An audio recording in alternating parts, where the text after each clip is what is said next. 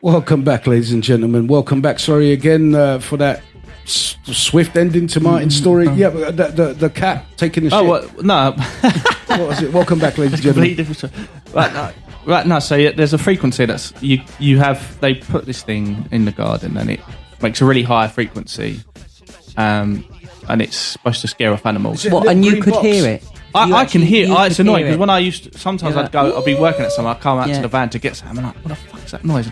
And I come back and I'd be like, that's really fucking annoying. Yeah. It's horrible. Like it's like I guess like a dog whistle to a dog, but you can't hear it. Yeah.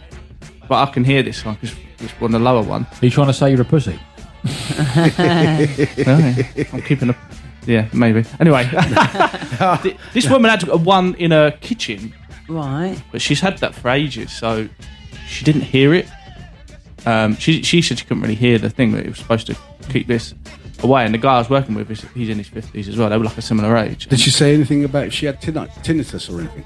No, it sounds to me like tinnitus. Yeah. Like when people describe tinnitus, it's one way to make you feel. You know, like a camera, the old school cameras that flash. Yeah. Go beep.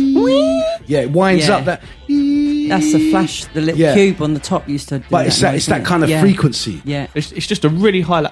Yeah, in your ear. That's higher than that. Yeah, mate. And I'm working away, and this is going off like every 2 minutes. It pings off again, and then I'm like, I'm fucking going crazy here. I'm like, sorry, have you got a thing plugged in that, or have you got a thing to scare cats? And she's looking at me, I don't know. And he's looking, I can't hear anything. I'm like, oh fuck. And then she goes, oh yeah, no, yeah. My kids say they can hear it. So I can't hear it, and it's like this thing. I was like, oh, thank fuck for that, because I thought I was going crazy. I was getting tinnitus because I was like, fuck me, and it was really, really annoying. Like, it's horrible, mate. The other day there was on the news about there's about 1,000 people a year waking up with deafness, like yeah, and basically they wake up with a ringing in the ear, which is tinnitus. Yeah, I get it. And a tinnitus, whatever the fuck. And they said, well, look, if you get those, as soon as if you've gone to bed without it and you've woken up with it, get yourself down to the doctor. A lot of doctors put it off as it's an ear infection or this infection or sinus infection. It's gone into your ear, and that not may be the case. You need to get checked out, because there's a checked out within 7 days, because after a certain period of time, nothing could be done.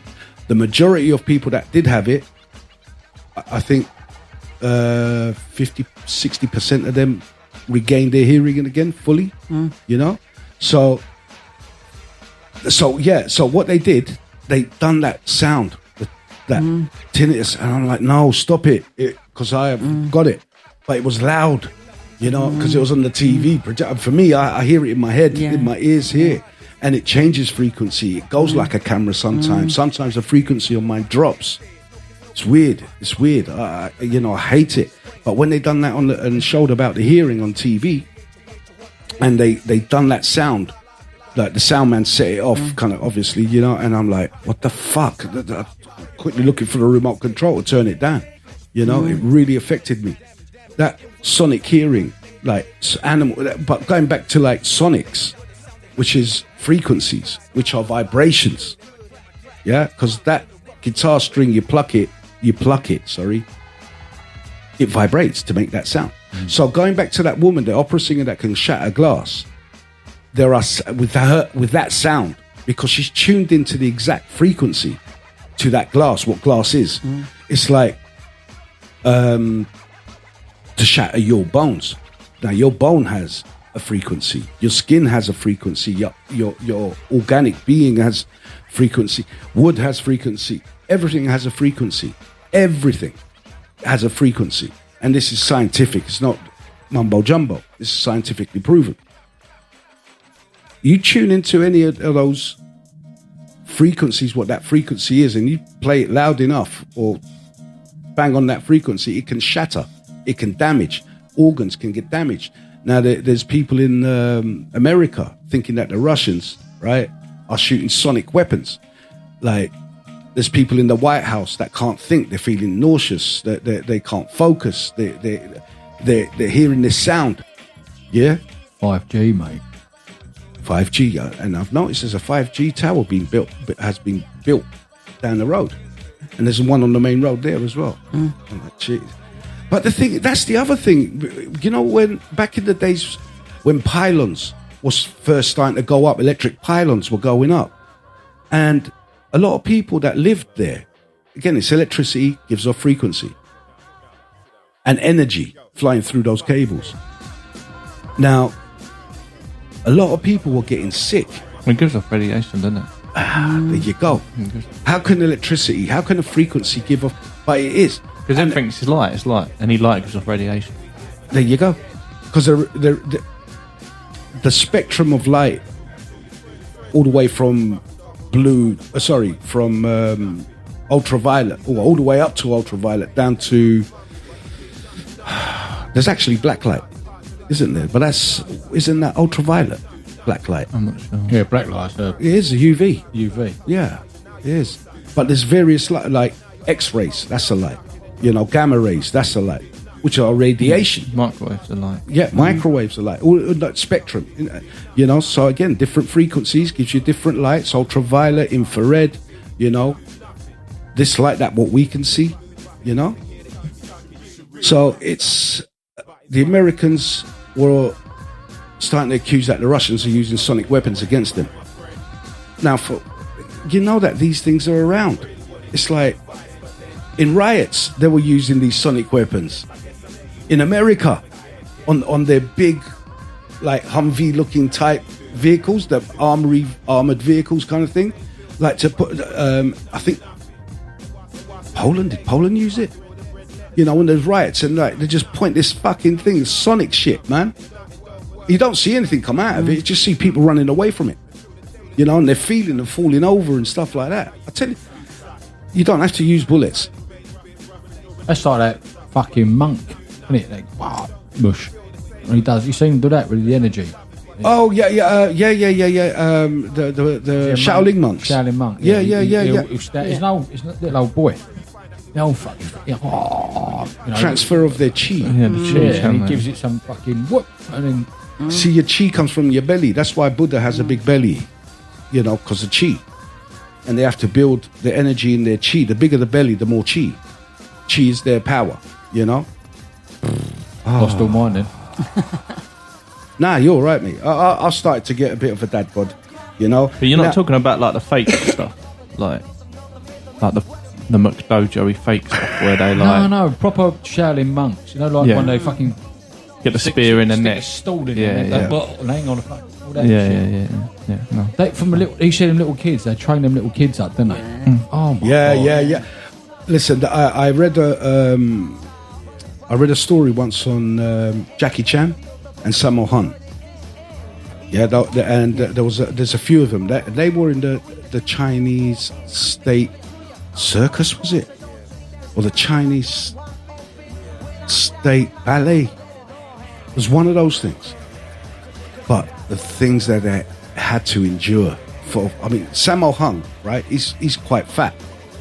And I love his style, you know what I mean? He looks cute when he's fighting, like little chubby guy, just flipping everything, you know, back flip, full flip, off the ground, high kicks, wow, man. You know, and you're like, and this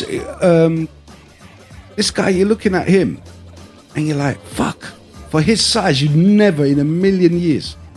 But it's the training that they go through when they're young.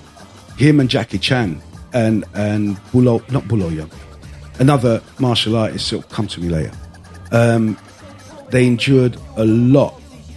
You call it abuse, just like those kids, the Shaolin monks, just like that, where they have to sit for hours with their legs split across like this over a couple of poles, or they have to continue to punch into like granules of sand, and then from sand you move up to little pebbles, and then from pebbles you move up to rocks, you know, and they condition their skin and bone to build calluses all over here, you know.